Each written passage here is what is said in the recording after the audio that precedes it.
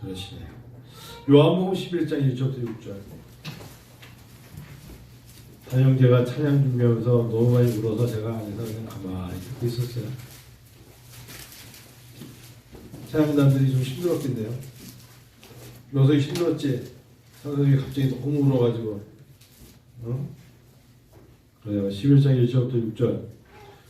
어떤 병자가 있으니, 같이 읽어요. 어떤 병자가 있으니 이는 마리아와 그 자매 마르다의 마을 베다니에 사는 나사로라.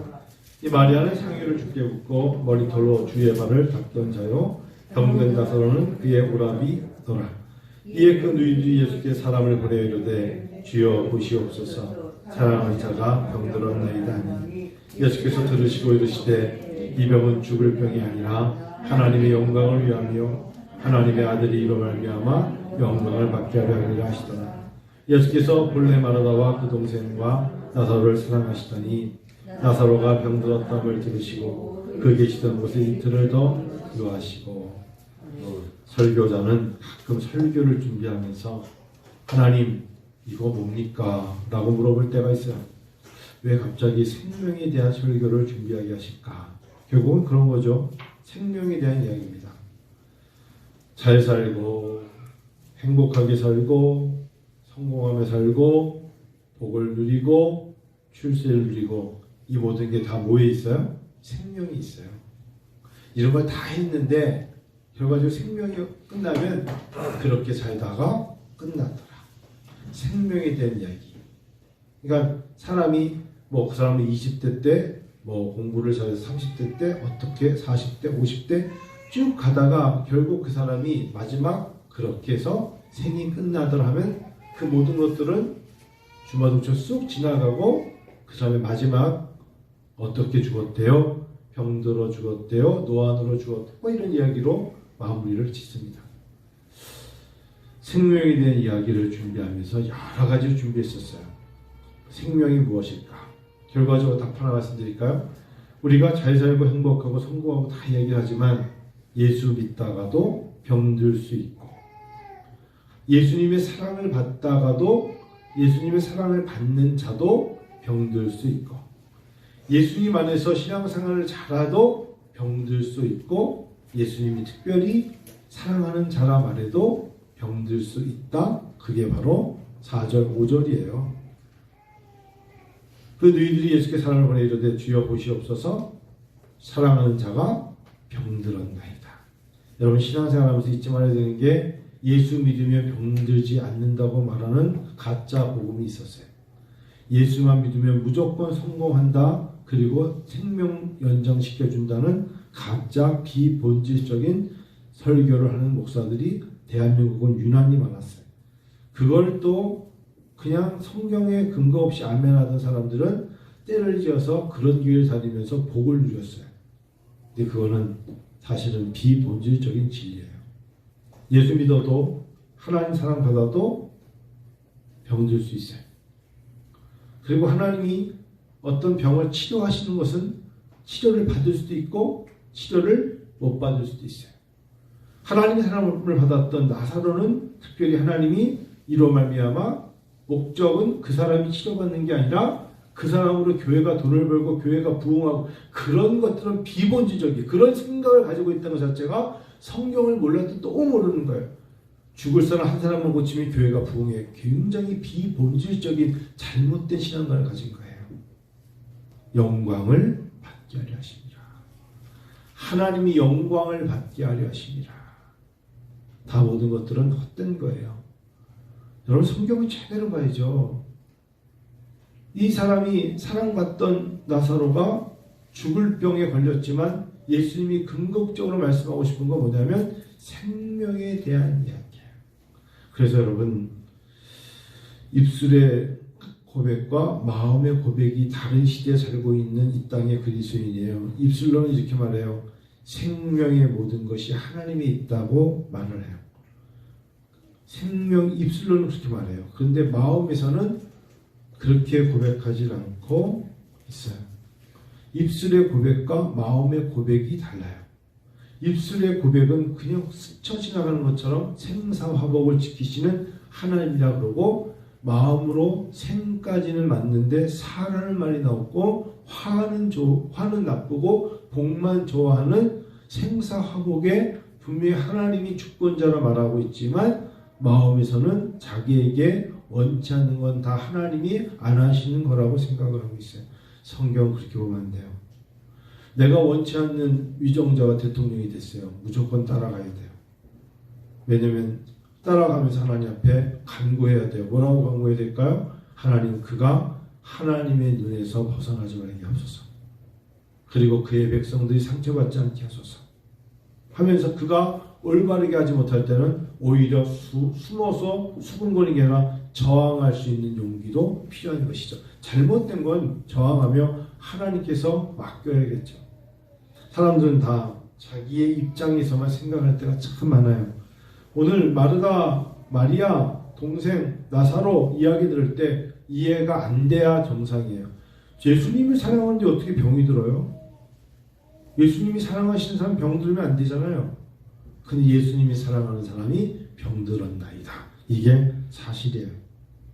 예수님을 사랑해도 병들 수 있어요. 그런데 정말 100% 진리는 뭐냐? 병들어 죽었는데 다시 산다는 부활이 우리에게 있다는 것이죠. 생명의 모든 근원이 누구에게 있다는 거예요? 하나님께 있다는 거예요. 하나님께. 그래서 젊은 나이에 잘 살다가 예수 믿다가 죽을 수도 있어요. 한참 일해야 되는 나이에 예수를 믿다가 죽을 수도 있어요. 그런데 그 모든 삶을 통하여 하나님은 영광 받으시기 합당하신 분이라는 거. 원망하지 말고 탓하지 말고 어떤 일을 겪었을 때 그 일로 감히 하나님을 향하여 저항하지 말고 그 모든 것도 다 카타콤에 들어가서 초대교인들이 숨어 살아야 되는 것도 하나님이 허락하신 것이기 때문에 그래요. 로마의 폭정 앞에 그들이 거의 씨가 말릴 정도로 I'm a Christian, 나는 예수 믿는 사람이라고 말할 용기가 없는 마지막까지 그들이 비굴하다 생각하지만 순교당하지 못한 자들이 카타콤에 들어가 숨어 살게 하시니까 하나님이시고 결국 그 숨어 살면서 기독교인으로 존재하여서 기독교 역사를 쓰고 그들을 말미암아 다시 초대교회가 형성되게끔 하시니가 하나님이세요. 하나님은 코로나19의 팬데믹 속에서 분명히 믿음의 사람들을 살펴주실 거예요. 그 와중에 우리가 어려움을 겪는 모든 것들 여러분 구속사적으로 하나님의 주권으로 오셔야 돼요. 이 모든 것은 다 하나님의 주권 안에 있다. 여러분 어떨 때 가장 좀 마음이 아픈 줄 아세요? 저는 진짜 그 국회의원 중에서 제일 이름을 대고 싶지 않지만 정말 화가 났던 국회의원이 한 명 있었어요. 서울 강서구에서 나온 김모 국회의원인데 이 사람 나오면 지금도 화가 나요. 그 사람 목소리면서도 화가 나고 자기 딸은 KT로 연루돼가지고 무죄인이 그 사람은 화가 나요. 왜 화가 나는 줄 아세요? 아마 신영자님 잘 알 거예요. 서울 강서구의 탄산초등학교 이야기 아시잖아요. 특수학교 설립을 반대했어요. 강서구에 특수학교가 들어오면 땅값, 집값이 떨어진다고 반대를 했다고요. 장애 아이를 둔 부모들이 국회의원을 찾아가서 딱 한마디 한 게 뭔지 아세요? 여기 지금 아파트가 있어요. 그리고 사람들이 지나가요. 근데 그 부모들이 땅바닥에 앉아가지고 지나가다 때리셔도 맞겠습니다. 제발 우리 아이들이 학교로만 다니게 해주세요. 지나가다가 소란을 피운다고 때리시면 맞겠습니다. 다만 우리 아이들이 학교를 좀 다니게 해주세요. 15년 동안에 서울의 특수학교가 개교된 곳이 한 곳도 없어요. 이 아이들 도대체 어디로 가라는 겁니까? 그래서 그 국회의원이었던 사람이 그럼요. 제가 해결해 드리겠죠. 라고 말하면서 그 사람은 전혀 도움을 주지 않고 더 사람들이 땅값 오르고 강서구 일대가 그럴듯하게 갈 수 있는 쪽으로 오히려 병원을 세우는 쪽으로 추진하고 있었어요. 나쁜 사람이죠. 그 아이들이 어느덧 6년, 7년이 지나서 20살이 된대요. 거기서 나온 단어 있잖아요. 단 하루만 더. 아이들보다 단 하루만 더. 20살이 돼서 키가 커지고 이제 힘이 센 아이들을 둔 20대 장애 아이를 둔 부모님들의 마음. 단 하루만 더 저들이 살다가 나보다 더 단 하루만 더 살다가 죽었으면 내가 편안하게 눈을 감을 수 있을 텐데. 장애아를 둔 부모들의 마음이 얼마나 아프겠어요. 얼마나 아프겠어요. 그 중에 하나가 지금 강서구에 있는 직업재활센터 보호작업장에서 일을 한답니다. 그나마 걔는 한 달에 번 돈으로 걔가 엄마 용돈을 갖다 드린대. 지나가다 때리셔도 맞겠습니다의 그 엄마의 딸이에요. 얘가 거기서 번 돈에 식대값 다 내고 남은 돈을 엄마 내가 이 돈 벌어 왔어요 그러면서 엄마를 갖다 주는데 그 돈을 받는 엄마의 심정이 찢어질 것 같아. 근데 엄마의 걱정이 있어. 뭔가 봤더니 애가 이제 노화가 벌써 오기 시작한대.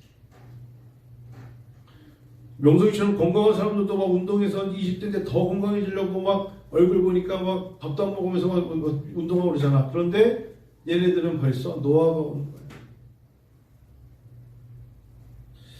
여러분 이런 얘기 들을 때 어떤 사람은 내사시가 뭔가 봤는데 뭐 여러 가지 특수 말할 수 없는 어려움이 있는데 이 부모들 중에 여러분 세중학교에 장애아를 둔 부모님들의 찬양단이 있어요. 그 학교 안에 장애인 학교가 있었거든요. 이 아이들을 데리고 오뚜기 식품 옆으로 엄마들이 애들을 데리고 가는데 정말 어떨 때 눈물이 나요.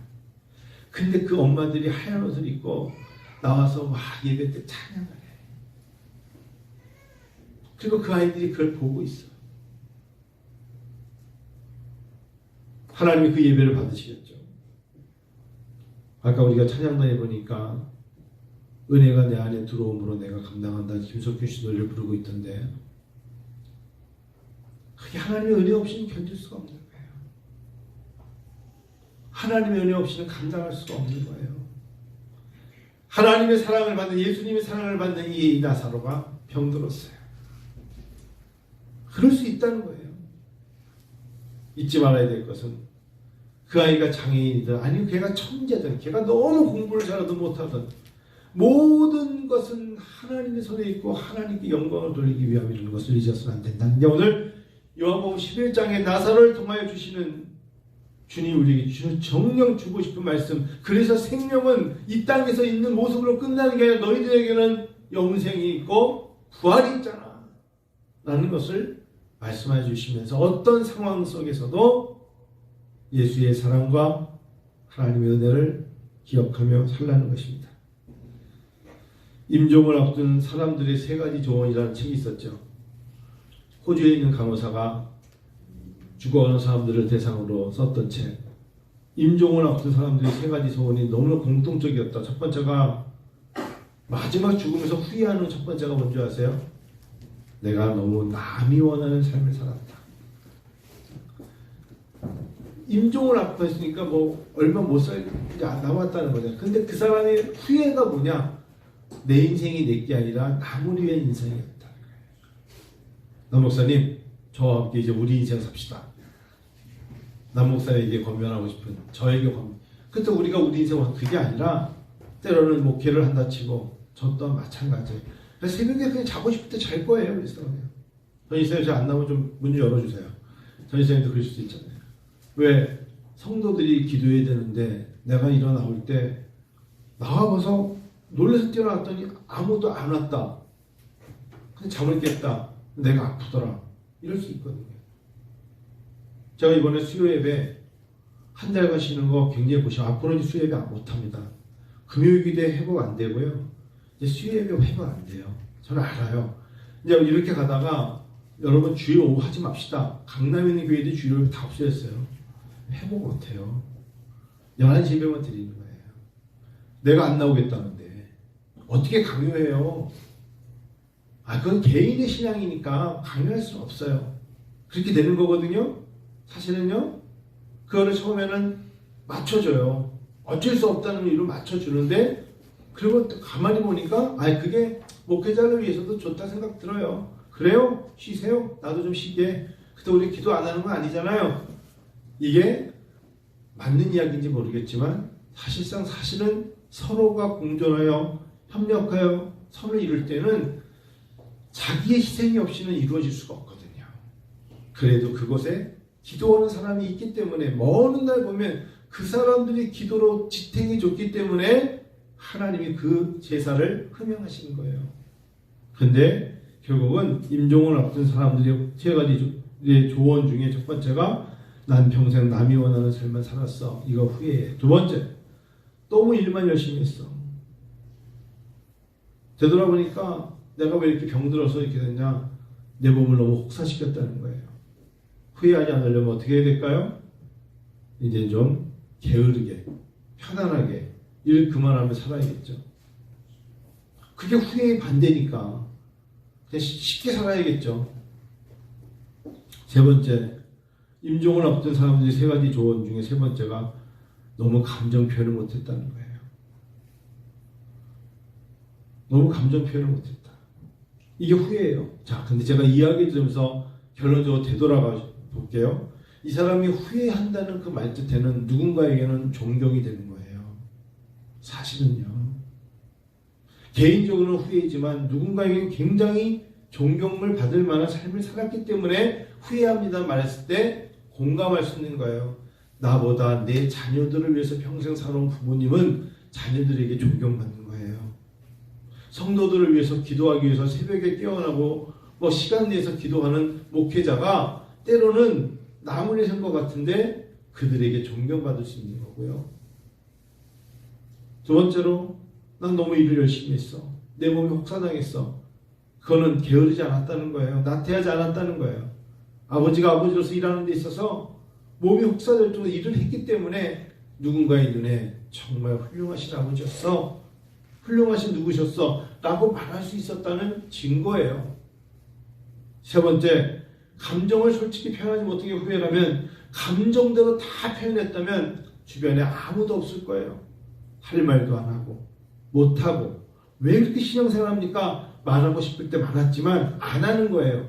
못하는 게 아니에요. 그냥 참아주는 거예요. 언젠간 자기 자신이 깨닫겠지. 하나님이 고난이 무엇인가를 깨달으면 그때 가서 하겠지. 그런 마음으로 기다리는 거죠. 감정을 솔직히 표현하지 못했다? 감정을 표현 안 한 거죠. 기다려준 거죠. 한편으로는 그렇게 볼 수 있다는 거예요. 2018년에 셀리 더스테이라는 사람이 푸시카트 문학상을 탔을 때 그 사람이 쓴 책이 뭐냐면 인생의 마지막 순간에서 라는 책으로 문학상을 탔는데 이 책의 맨 마지막이 여러분 잘 아시는 메멘토 모리예요. 결국은 책 한 권의 마지막 주제가 뭐냐? 메멘토 모리. 그대는 죽어야 할 운명인 것을 기억하라. 이거 다 아는 거 아니에요? 그대는 죽어야 할 운명인 것을 기억하라. 우린 다 알죠. 우리는 메멘토 모리보다 한 단계 더 나가는 거예요. 우리는 부활이요 생명이 우리에게 있다. 아멘. 우리에게는 부활이요 생명이 있다는 거예요. 메멘토 모리에서 끝나는 게 당신은 그대는 죽어야 할 운명인 것을 기억하라가 아니라 죽음 뒤에 우리에게는 생명이 있음을 믿고 살아가라 라는 거잖아요. 오늘 주님이 사랑하는 자, 주님이 사랑하는 교회, 은혜와 전교회와 성도 여러분, 임종을 앞둔 사람들의 세 가지 조언 후에 중에 우리가 다시 한번 고백해야 되는 게 그 앞에 주님이라는 단어가 붙는 거예요.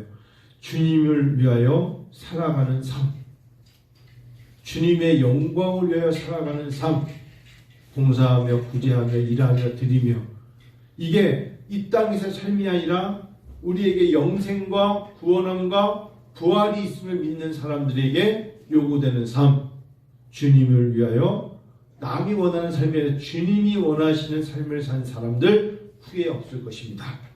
두 번째, 주님을 위해서 열심히 일한 사람들, 몸에 혹시나 우리가 혹사할 정도로 무릎으로 기도해서 무릎이 아픈 사람들, 주님께 너무나 많은 찬양을 줘서 목이 쉰 사람들, 기도를 너무 해서 목이 쉰 사람들, 설령 몸이 혹사됐더라도 주님은 이 땅에서의 생명이 끝날 때 목소리 좋아도 죽어요. 시력이 좋아도 죽고요. 운전을 잘해도 죽어요. 근데 그 후에 주님께서 부활이요 생명 되신 주님이 칭찬이 있으십니다. 마지막 세 번째, 감정을 솔직히 표현하지 못한 것이 후회라면 우리에게는 하나님 앞에 주님의 영광을 위하여 울고 또 울고 또 울고 울고, 주님 앞에 억울해서 운 게 아니라 하나님 앞에 중보 기도로 울고, 내가 아파서가 아니라 아픈 자를 보면서 울고 또 울고 울면서 눈물샘이 말아버리는 우리의 마음에 감정 표현을 못한 게 후회가 아니라 하나님 앞에 우리의 마음을 드림으로써 오늘 이 동생 때문에, 오라비 때문에 울고 있는 마리아처럼 울고 있는 그 모습에 하나님의 은혜가 있지 않겠습니까? 이제 여러분과 제가 입술의 고백이 아니라 마음의 감사에 있기를 원합니다. 마음의 감사가 진심이어야 그 진심 어린 그 모습 속에 하나님의 역사가 일어납니다. 일어나요. 아까 우리 김선영 형제가 찬양을 준비하는데 정말 많이 눈물을 흘리고 보셨어요? 혹시나? 못 보셨는 분도 있고, 왜 울다고 얘기했나요? 안 했나요? 와, 울어. 해서 제 안에 들어가서 그냥 가만히 있으면서 하나님께서 왠지 저렇게 우는 것도 용기예요.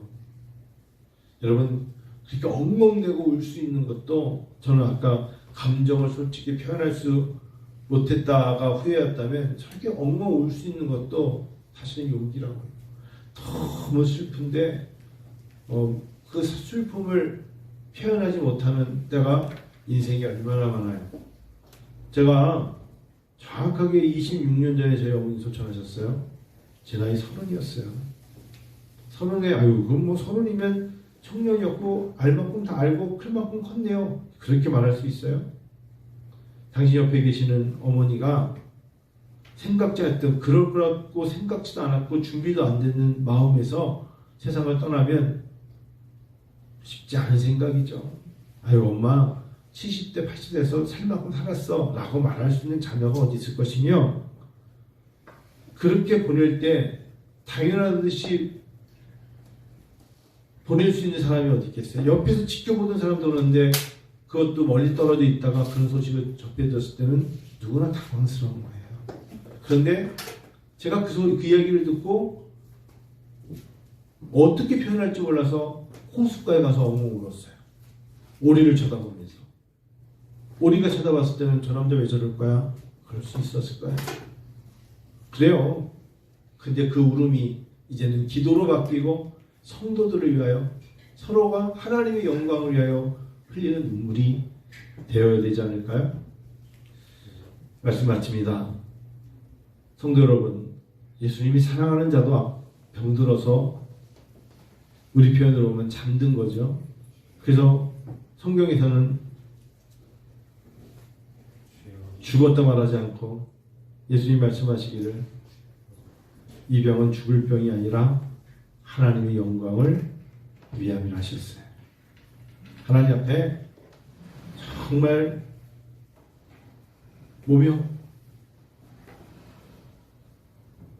우리의 몸이 진짜 혹사를 당한다고 느껴질 정도로 주님을 위해서 살아볼 수 있는 그런 용기는 없어요? 정말 주님을 위해서 한번 누가 봐도 야, 저 사람은 정말 하나님의 영광을 위해서 몸이 혹사되고 있어. 그게 그렇게 아쉽고 아까운 건 아닐 것 같아요. 하나님께서 그 모습, 그리고 그 감정도 하나님 앞에 기도하며 찬양하며, 오늘 찬양해 보니까 울 수 있는 건 용기예요. 하나님 앞에 정말 자기가 진짜 힘들면 힘들다고 말하는 게 더 정직한 거예요. 그걸 하나님 앞에 나와 기도하며 푸는 자가 믿음의 사람이죠. 그 힘든 걸 감추고 표현하지 못하는 게 그게 신앙인의 자세는 아니죠. 그렇게 있으면 찬양하며 울고 기도하며 울고 예배드리며 고백하면서 나아갈 때 하나님이 기회가 있을 줄 믿습니다. 저는 요한복음 11장을 준비하면서 그런 마음이었어요. 앞으로 하나님 앞에 더 감정에 진짜 원하는 기도가 있으면 울고, 저는 그래서 가까운 교회 근처에 산이 있다는 게 저에게 너무나 감사해요. 어제도 추웠지만 한 2시간 그 산에 올라가서 기도하고 소리 지르고, 때로는 하나님 앞에 고백할 게 있으면 고백하고, 그리고 하나님 오늘 요한복음 11장 토요일 큐티였는데 하나님 이 생명에 대한 설교를 어떻게 해야 될까요? 그러면서 목회자가 아까 설교할 때 그 표현을 뭐냐면, 하나님이 생명에 대해 무슨 말씀 하시려고 하나, 그게 고심이었죠. 여러분과 제가 주님의 은사, 영생을 받은 것으로 마음과 입술의 고백에 감사가 넘치기를 진심으로 원합니다.